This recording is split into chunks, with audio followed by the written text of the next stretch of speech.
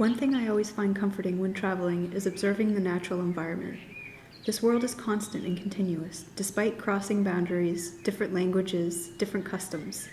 Birds sing, trees bud, the wind blows, and the clouds rain. The sun rises and then sets. Landscape is a language that unites us all. It harbors our deepest emotions, stirs our spirits, and causes us to act. Landscape is the common ground from which all people can communicate.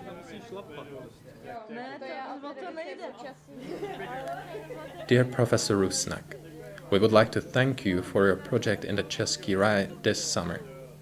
Your students brought a new view into the discussion about the highway. They were able to recognize the harmony of the local environment. They performed more than the dry, scientific know-how. They found emotions for what was to them, until then, a foreign environment.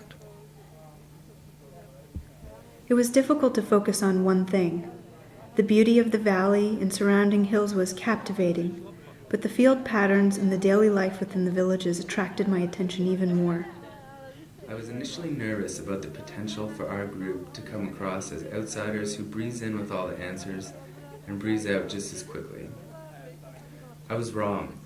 I think we found success by using a soft touch approach. We made suggestions and did not pretend our views were absolute. We thanked our hosts for letting us contribute. In exchange, we were welcomed and truly embraced by our Czech colleagues. I know that we did valuable work for free, but I think the experience we received is something that none of us could put a price tag on. The transnational highway proposal has the potential to severely impact the national environment, the lives of the local inhabitants, and the local tourism operations. We use the results of the students' work very often in discussions about the highway with locals. The students' visualization of the highway was put on our website. Only when I was there did I begin to grasp the idea that protected landscapes are a mosaic of natural and cultural features. That valley loses visual strength if Trotsky Castle is not watching over it. The farmsteads, the fields, the woodlots, the one-street villages, the stone pillars emerging from a planted forest, the castles and chateaux nestled into the ridges and valleys, the campgrounds with old-growth trees lining their entry drive, all merge into a single image, inextricable from each other. It is a perfect fusion of human use and topographic forms, as if the land was a stage for this centuries-old human drama. Without the actors, it is just a stage, a beautiful one, no doubt, but diminished without the people. Today we presented our work to about 60 people, local citizens, our Czech colleagues, and some media. The room was overflowing.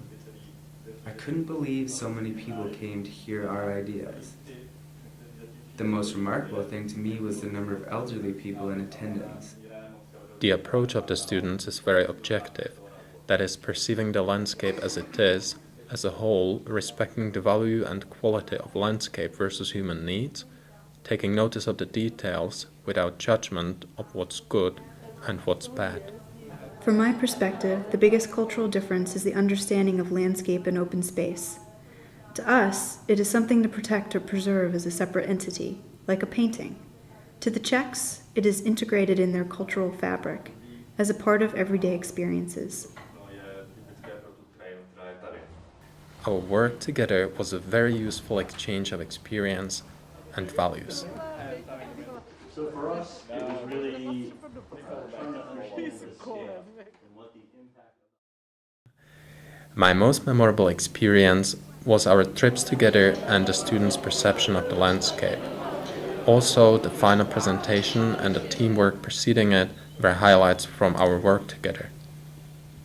The students from the Pennsylvania State University brought a new view into the discussion about the proposed highway through the Cesky Raj.